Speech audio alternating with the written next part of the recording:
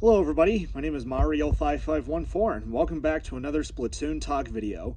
In this video we're going to be looking back at some of the previous updates in Splatoon 2's history. The game may be empty today, but we're going to be looking back to see what changes Nintendo was making during the Splatoon 2 era. And if you end up enjoying the video, hit the like button, and if you end up liking the video, consider subscribing, and let's get started as we jump into version 2.1, which dropped on December 13th, 2017. And yeah, when this update came out, it also added the Clan Blitz mode. That's right. The Clan Blitz mode was made available. It was immediately playable in private battle. The first opportunity to play it in ranked battle or league battle was with the scheduled rotation starting at 4 o'clock in Japan's time, 2 hours after the release of version 2.1. And yeah, we also have a lot of bug fixes and adjustments to multiplayer. Yeah, there's a whole list of them here. And of course, we also just jump into the patch notes, which there's only 4 weapons listed. First up is regular blaster, where its movement penalty after firing was reduced by 7 frames, or 7/60ths of a second. So what this means is that this weapon was given 7 frames less end lag, leading up to what we see in Splatoon 3. Yeah, this is what put Blaster in a decent position, or in a good position. Next up are the Splat Dualies. The increased damage of a single shot from 28 to 30. From what I've heard, you need to deal at least 30 damage to shatter ink armor. So Dualies had that power to just break through ink armor. And for most of the weapons, you have to deal at least like more than 80 damage to not only shatter ink armor, but to also inflict knockback on your opponent. So yeah, but still, this is a very decent buff for Dualies.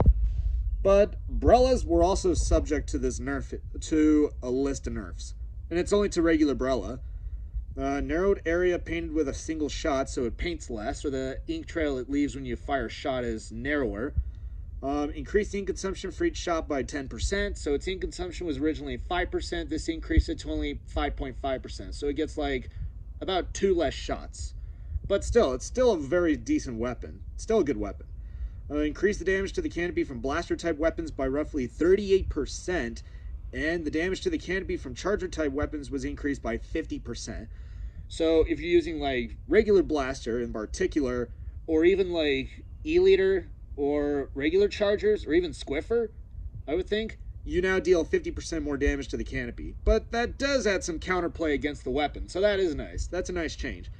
And for range blaster, no main weapon changes, but for some reason it got plus 10 points for special for Ink Storm, which was a farewell to range blaster and would rarely see any use until later in the future. But yeah, range blaster got nerfed for no reason at all.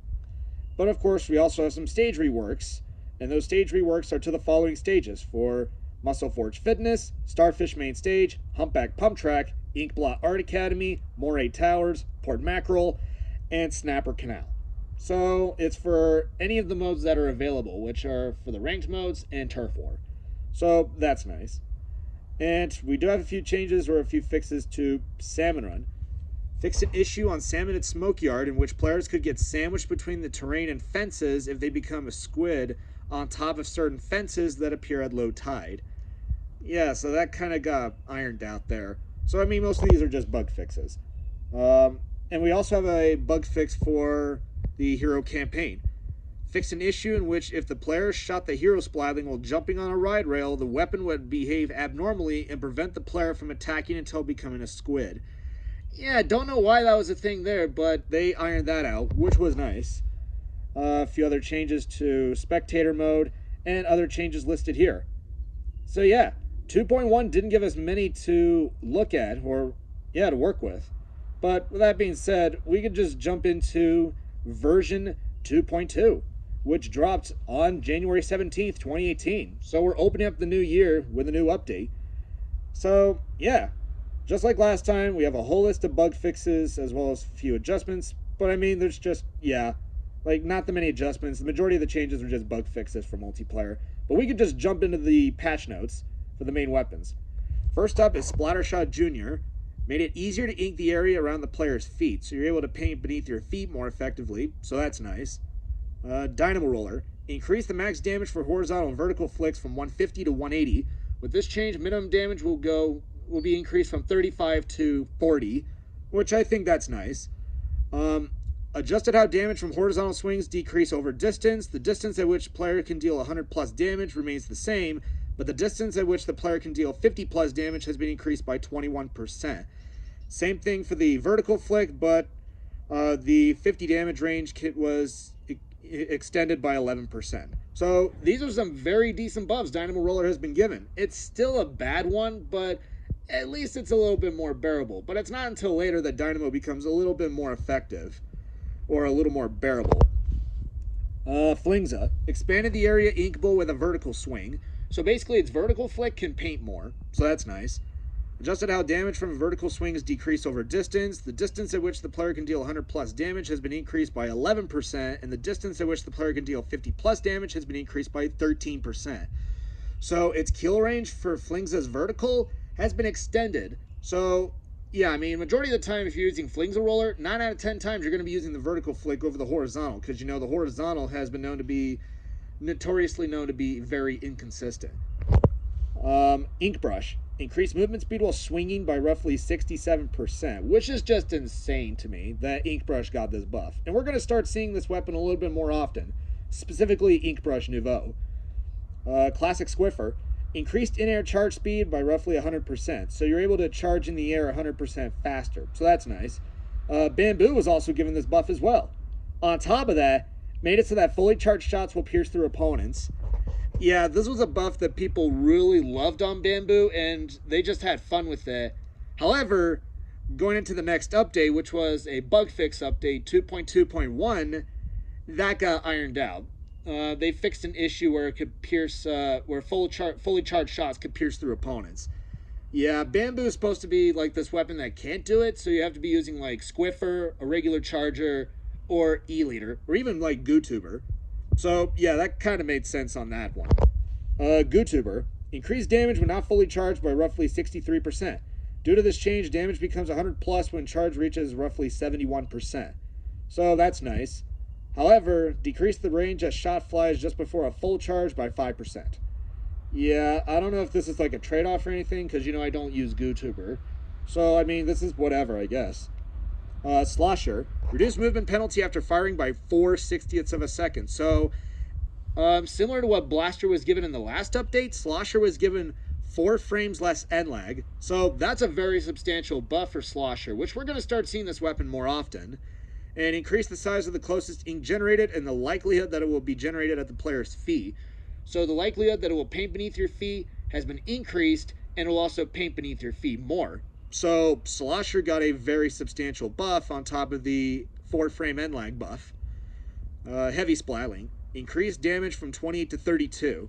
So, yeah, Heavy now has some very strong damage to work with, similar to Mini Splatling. So that's nice. And all dualies, that's right. If you use Dapples, regular dualies, Glugas, or the dually Squelchers, you now have an increase in your hitbox size. So your bullet hitbox is now bigger. So that's a very substantial buff. So the hitbox radius, I think, was increased from 2 units to 3 units. And that's for the collisions with players. So yeah, all dualies got this buff. Dapple dualies got 17%, a 17% ink consumption buff when just in standard fire. And it has 4 frames less end lag after performing a dodge roll, or when you use your sub or special. Dualies also got the same buff as Dapples, so that's nice. Glugas. Reduced ink consumption when firing by 11%, and reduced the width of the shot spread for shots immediately after firing. So that's nice. So Glugas got some decent buffs. And yeah. Dually Squelchers. Yeah, the Dually Squelchers just got the hitbox change. And most of the hitbox changes in this update would partially be reverted in the bug fix update 2.2.1, which would be reduced from 3 units down to 2.5. So, yeah, this was pretty much a little bit short-lived, but at the same time, it kind of made it a little bit more balanced. But they were still but Dually Squelchers, regular Dualies, and Dapples, even Glugas were still decent options after that bug fix update. And we can just jump into the subs, which there's only 3 of them. Splat Bomb and Suction Bomb got a mutual nerf. Their 30 damage radius was reduced. So for Splat Bomb, its 30 damage radius was reduced by 13%, going from 8 units to 7 units. And for the Suction Bomb, or from 80 to 70 units. And for Suction Bomb, its 30 damage radius was reduced by 11%, going from 90 units to 80 units. And for Curling Bomb, the interval in which between use and when ink begins recovering has been extended by 15 frames, and the radius of which the blast can deal 30 damage, or its 30 damage hitbox, was reduced by 13%. So yeah, Curling Bomb was kind of made a little bit more balanced, given how broken it was when it dropped. And two specials got changes. Curling Bomb Launcher extended effect continuation by 40 frames. So Curling Bomb Launcher now lasts 40 frames longer, so that's nice. Bubble Blower made it easier for bubbles to be popped by opponents' attacks when they have shrunken by a certain amount. Yeah, originally Bubble Blower was just very broken, and yeah, it wasn't until after 1.4 that Nintendo started to adjust Bubble Blower to be a little bit more balanced, so they're not as broken, but still, they're very powerful. And points for special changes, there's a decent sized list. 52 Gal will get Baller at 180. Both Custom E-Liter and E-Liter Scope will get Bubble Blower at 170. Dually Squelchers will get Tent Missiles at 180. Tent Brella will get Bubble Blower at 170p. NZAP 85 will get Ink Armor at 210. Forge Pro will get Bubble Blower at 200. Flingza and Foil Flingza will get Splat Bomb Launcher and Tent Missiles at 190p. Overall, 2.2 is a very decent update, and it had a little bit more to show for it, or it had a little bit more meat on the bone here. So that's nice. And we do have some fixes to Salmon Run. Fixed a rare issue in which a player could clip into the terrain if they touched a scrapper stopped on a slope. Yeah, that was an interesting bug there, which got ironed out, which is nice. Fixed a rare issue in which the hit animation would be displayed in an incorrect place when a player gets a direct hit on a scrapper with the sloshing machine. Yeah, don't know why that was a thing there. Fixed a rare issue in which throwing a bomb into a fly fish right before its hatch closed would cause the next bomb passing through that location to detonate instantly. Yeah, that was kind of a weird thing there. So, yeah, most of the weird things and most of the weird bugs in Salmon Run got fixed. Most of them. And a few other changes listed here for multiplayer, or in spectator mode in private battles. And that's it. That is both 2.1 and 2.2. Thank you all for watching. If you guys like the video, be sure you subscribe, and don't forget to leave a like on the video. If you want to see more videos like this, just send a comment below. Thank you all for watching, and I will see you all next time. And until then, stay fresh.